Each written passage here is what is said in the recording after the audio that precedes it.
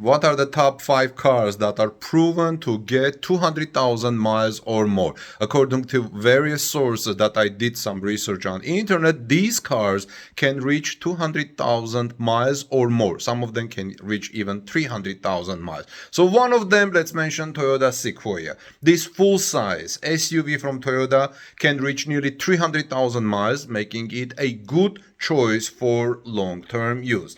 The second one would be Toyota Corolla. This compact sedan can easily reach 300,000 miles or more with reasonable care.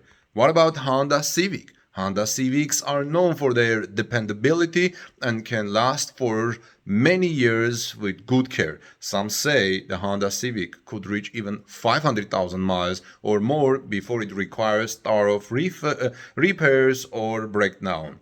Now, Toyota Avalon. This vehicle can run for well over 200,000 miles if properly maintained. Toyota Highlander Hybrid. According to iSeeCars, the top 1% of these unibody SUVs can make it at least 244,994 miles. Now, what about Subaru Outback? This large rugged-sized estate can sail past 300,000 miles easily.